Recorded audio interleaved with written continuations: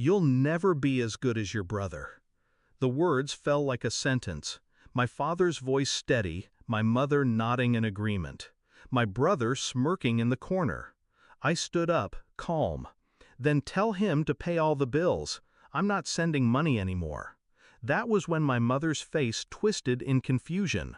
"What money? We never received a single dollar from you." And in that silence, the entire room shifted. I'd been sending money for years, every month, on time, into an account my brother had set up. He told me it was for them, utilities, groceries, the mortgage. I believed him, because that's what they always told me growing up. Trust your brother, follow his lead, he knows better. While I worked 2 jobs and skipped meals, I wired cash. While they praised him for being responsible, I watched from the shadows, proud I could help, even if no one knew it was me. But now, my mother's shock told me everything. The money never reached them. He pocketed it. Memories snapped into place like shards of glass. The new car he bought secondhand, the expensive watch he wore on discount, the sudden vacations he claimed were gifts from friends, and the way they defended him even when he failed at everything. Because behind the scenes, he made sure I looked like the selfish one. He wasn't just stealing my money, he was stealing my place in their eyes. I didn't argue that night, didn't reveal the transfers, didn't shout about betrayal. I just smiled and said, "You'll see soon enough." Because rage is loud, but revenge is quiet. The first step was proof. I pulled every receipt, every transfer, every message. I built a file thicker than a dictionary, time-stamped and undeniable. The second step was silence. I stopped sending the money, completely. Not a cent moved from my account. At first, nothing happened. My parents assumed I was sulking. My brother walked taller, as if cutting me down gave him inches.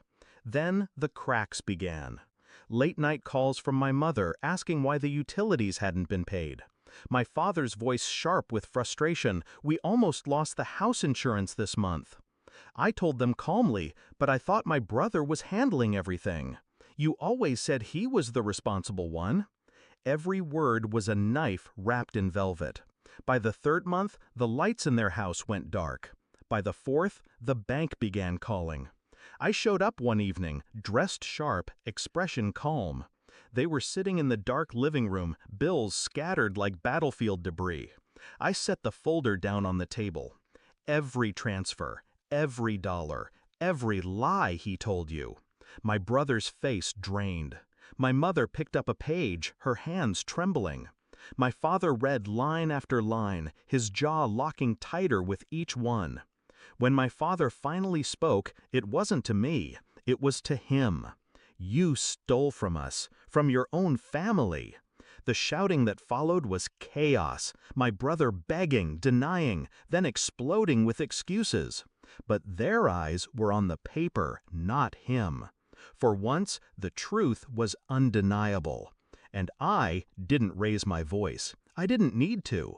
I just leaned back and let the evidence do the work. When the dust settled, I stood. "You compared me to him my whole life, said I'd never measure up. But while you were praising him, I was the one keeping this family afloat." No one answered. They couldn't. My brother stared at me, broken. My mother sobbed quietly. My father said nothing, because silence was all he had left. I left the house that night with my head high. Not because they apologized, they didn't. Not because they begged, they wouldn't. But because the truth had finally spoken louder than their favoritism.